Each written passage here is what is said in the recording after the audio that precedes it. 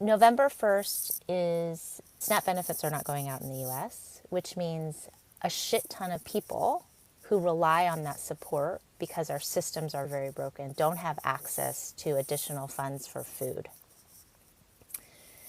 So when the caregivers, when the parents don't have enough access to resources like food, stable housing, adequate income to pay for high cost of living, if they don't have adequate access to resources, they're going to be stressed.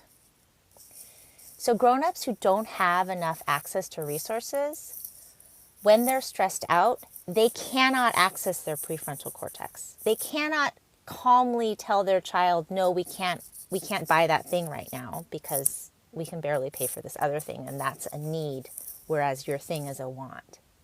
Okay? They don't have that patience because they're still in survival. And survival as a parent, when a kid's whining and complaining about wanting something that they can't afford, the parent's not going to calmly explain it to the kid. They're going to yell, okay? And let me explain my experience, okay? I am a trauma therapist. I'm a trauma therapist of 20 years, turned boundary coach. So you would think that I would have some skills around parenting. No, I am yelling at my kids right now so much because I, like most of the Americans that I know, have had to really look at what are my financials right now, right? As things are crazy expensive, what am I willing to spend money on? Now with my boundary healing, I am raising my voice, but I am explaining to her, sweetheart, I am irritated, not because of you and this dress that you want to buy, but because I'm stressed out on trying to figure out the finances. And I'm also stressed out on how to support my clients who don't have access to the resources that they need. So this level of intensity that you're hearing from me is 10% you, sweetheart, and 90% system that's broken and killing us, okay? So number one, if you see a kid who's escalating very quickly and freaking out like they're gonna die, they're stressed out.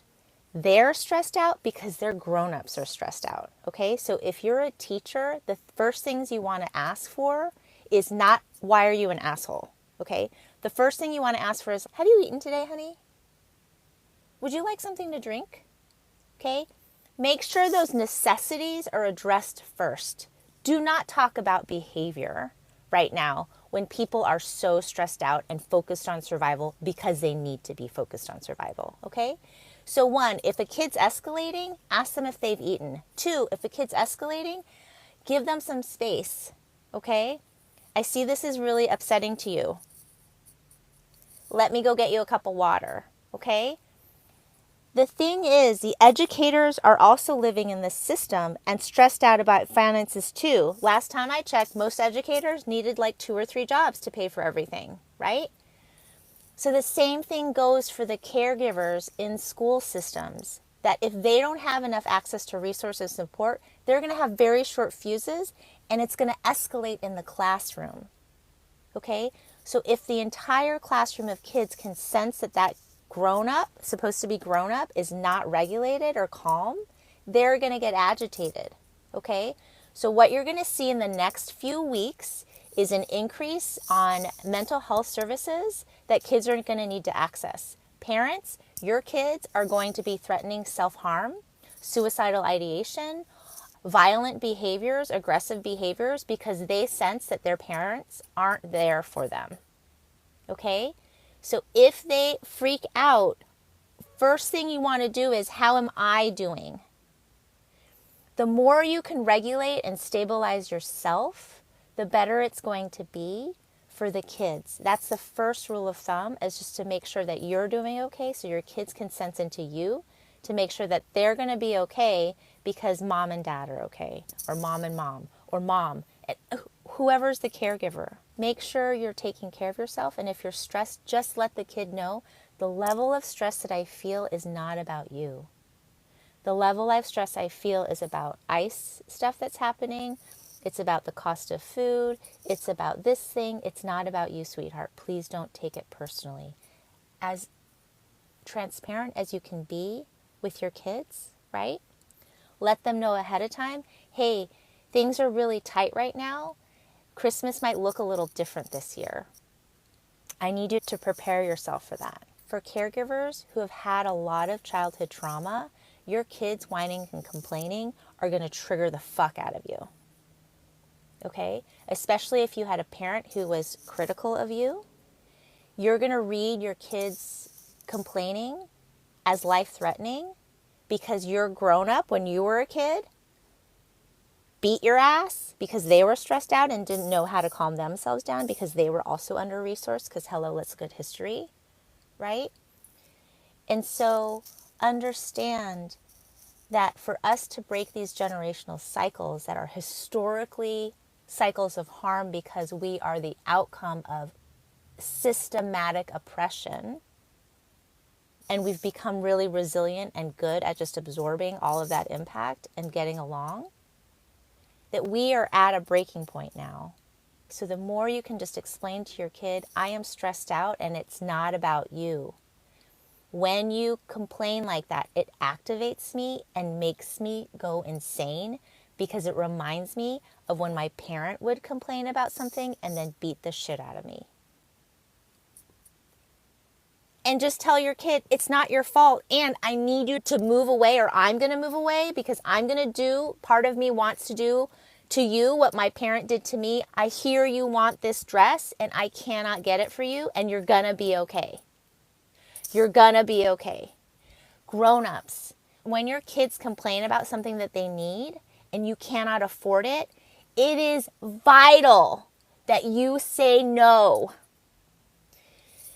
It is vital that you say no to your kid because 2 bonus points, okay? 1, your kid's going to learn to regulate and they're going to learn that they're not going to die if they don't have this thing.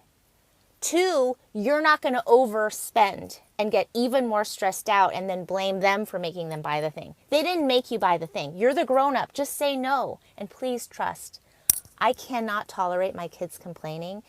It activates me so much because my mom, bless her heart, I love her, would threaten self-harm if I didn't do the thing that she needed me to do, if I didn't present the way that she needed me to present to maintain her ego. This is the moment that you are going to do some healing work for yourself and your nervous system, and you're going to break the cycle, okay?